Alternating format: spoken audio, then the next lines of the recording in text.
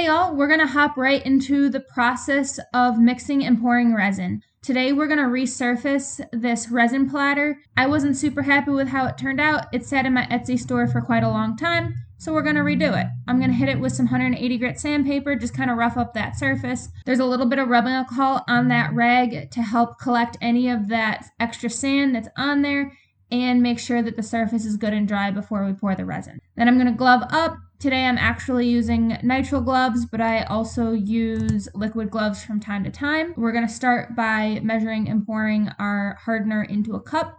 Today I'm using a 1-to-1 ratio general purpose epoxy, so that hardener is gonna be real thin. I'm just using a 1/4 cup, I don't need a ton. And then we're going to use a 1/4 cup of the resin, or the part A, which is the much thicker material. I've definitely found a lot of success with making sure everything is prepared ahead of time. I have plastic down on the table and then a piece of wax paper over that for where I'm actually pouring. I've loosened the lids on the hardener and the resin ahead of time. I've set up the cups and the pigments that are going to end up in those cups ahead of time so that this process goes so much smoother. Once we have our resin poured into our cup, it looks clear, but you'll see within just a couple stirs, the reaction start. It's going to get really cloudy and gummy looking. You keep stirring through that. You stir it till it's clear. I typically stir for about 2 minutes. I used to set a timer. Now I tend to just stir until that clarity comes back. Then we let it sit for 2 minutes, and then we stir for another 1 to 2 minutes. The first time that we're stirring, we really make sure that we're scraping those edges and getting everything mixed. The second time, we really try not to touch those edges. When we're mixing, we don't want to add in too much air, so I'm making sure to keep that spoon nice and low in the stirring situation and not whipping air into it. So now we're going to pour it into our cups. I'm just dividing it into even thirds. I'm being really careful not to spill, even though I have that wax paper down.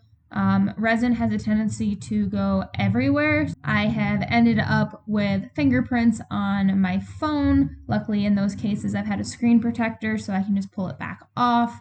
That was back when we still had the button on the phone, so the button got a nice fingerprint that lasted on it for years. Then we're going to add our pigments. For this, we're going with an ocean scene, so we're going to have 2 blue colors and 1 white. For the white, I'm using a pearl pigment and a white ink dye. This is going to give us a really pigmented white that's not translucent at all. And then we're going to mix. So something I probably should have taken note to here is you can kind of see the white glittery powder dust, the pigments, coming out, especially if I was going to have a translucent pour, to not be mixing over top of the surface I'm going to pour onto. For the deep blue color, I'm going to mix together a sapphire pigment, I believe it's called Pearl Reflex pigment, and some black ink dye. And this really gives that night blue or really deep ocean blue color. I absolutely love mixing this color, and I think I have officially found the perfect ratio of colors.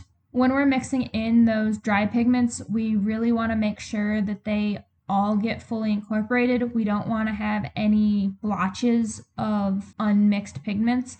So when I'm mixing these in the secondary cups, I'm making sure to scrape the edges. And that's one of the reasons I use the secondary cups, is so that I can scrape the edges without risking having unmixed hardener or unmixed resin getting scraped up into the color. For our last one, this is a blue-green pigment. The first color going in is blue-green, and then the second is called Okinawa green. And there's no ink dyes in this one. I'm not really brand loyal to any pigments or dyes. I tend to like pigments a little bit more than the ink dyes because a lot of what I do is not translucent, but I have found success with both. I've noticed the Pearl X pigments tend to be a little bit less expensive, and the eye candy pigments are a little bit more expensive, but they do come in bigger containers. So on a really big pour, that would be very convenient. And then it's time to pour our resin. And I will show you a couple final shots of this project because my camera memory decided to get full and stop recording right when it was time to record. So here's some final shots of how that new platter turned out, and if you are interested in buying it, it will be available on my Etsy store in the next couple days. Thanks for watching and have a great day. Bye!